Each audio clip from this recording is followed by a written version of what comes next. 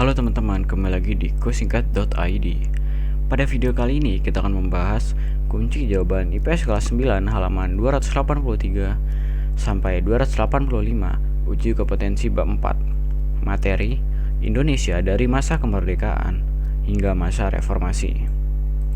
Oke, langsung saja kita ke bagian A, pilihan ganda. Nomor 1. Peristiwa Rengas Dengklok memberikan manfaat, yaitu jawabannya yang D. Disepakatinya pelaksanaan proklamasi kemerdekaan. Nomor 2. Setelah memproklamasikan kemerdekaan, Indonesia harus berhadapan dengan jawabannya yang B. Jepang, Belanda, dan Sekutu. Nomor 3. Kedatangan pasukan Sekutu pada akhirnya disambut dengan perlawanan oleh rakyat Indonesia karena jawabannya yang C.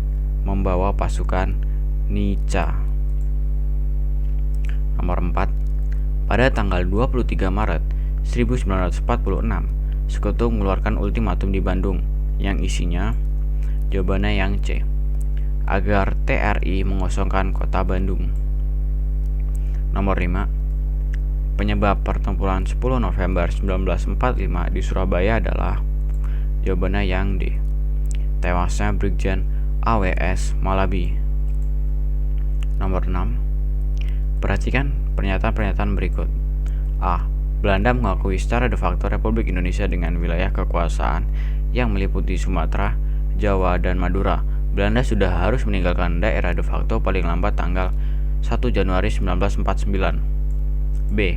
Republik Indonesia dan Belanda akan bekerja sama dalam membentuk Republik Indonesia Serikat atau RIS. Salah satu bagiannya adalah Republik Indonesia. C. RIS dan Belanda akan membentuk Uni Indonesia Belanda yang diketuai oleh Ratu Belanda.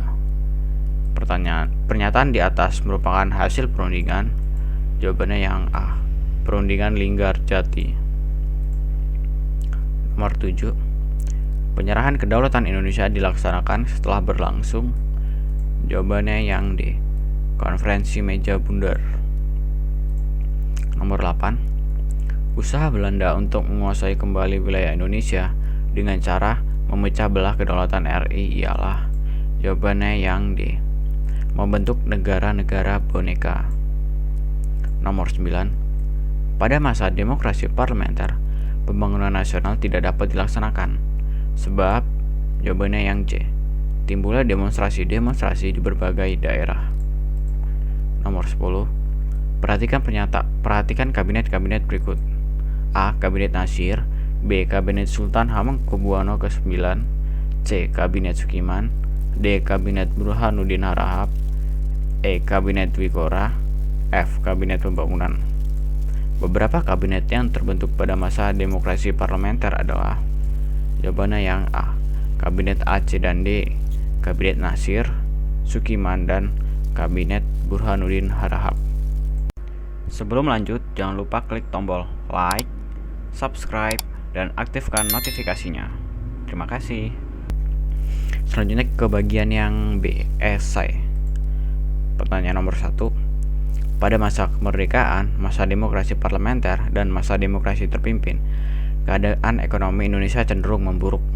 Menurut pendapatmu, apa saja yang menyebabkan buruknya perekonomian Indonesia waktu itu? Jelaskan. Jawabannya, penyebab nomor 1. Pada hasil sidang KMB, Indonesia harus membayar hutang-hutang Hindia Belanda. Penyebab yang kedua, perubahan sistem ekonomi kolonial menjadi sistem ekonomi nasional tidak mewarisi alih-alih. Dan penyebab yang terakhir, pengeluaran pemerintah yang terlalu berlebihan untuk membeli perlengkapan militer tidak menyesuaikan dengan ekonomi dan politik dalam negeri. Selanjutnya nomor 2. Pada pemerintahan Orde Baru, perekonomian Indonesia mengalami kemajuan yang cukup pesat. Apa saja hal-hal yang mendukung kemajuan tersebut? Jelaskan. Jawaban nomor 2. Hal-hal yang mendukung kemajuan tersebut adalah 1. Mengadakan pajak bagi pendapatan perseorangan. 2. Menghemat pengeluaran pemerintah. Dan yang ketiga, membatasi kredit bank. Nomor 3. Pada 1998, keadaan ekonomi Indonesia kembali memburuk. Jelaskan hal-hal yang menyebabkan keadaan tersebut. Hal-hal yang menyebabkannya ialah yang ke-1, Stok hutang luar negeri swasta yang sangat besar dan umumnya berjangka pendek telah menciptakan kondisi bagi ketidakstabilan. Yang kedua, banyaknya kelemahan dalam sistem perbankan di Indonesia. Dan yang ketiga, perkembangan situasi politik telah makin menghangat akibat krisis ekonomi. Soal nomor 4, bagaimanakah perkembangan kehidupan sosial masyarakat Indonesia dalam bidang pendidikan dan kesejahteraan masyarakat sejak masa kemerdekaan hingga reformasi? Jawaban nomor 4. Pada masa reformasi, pemerintah memberdayakan ekonomi masyarakat kecil dan menengah agar dapat berkembang dan meningkatkan ekonomi Indonesia. Selain itu, pemerintah juga menyediakan kesempatan belajar bagi masyarakat umum yang belum memperoleh pendidikan sepenuhnya. Dan soal yang terakhir, bagaimanakah upaya-upaya yang dilakukan oleh pemerintah pada masa Orde Baru dan masa reformasi untuk melestarikan kekayaan budaya Indonesia? Jawaban nomor 5. Pemerintah mendaftarkan budaya-budaya asli yang ada di Indonesia ke UNESCO agar tidak diklaim oleh negara lain. Oke teman-teman, sekian pembahasan kunci jawaban IPS kelas 9 halaman 283. Jika kalian ingin mencatatnya, kalian dapat mempause videonya atau mengunjungi langsung website www.kosingkat.id. Terima kasih. Jangan lupa klik tombol like, subscribe, dan aktifkan notifikasinya. Terima kasih.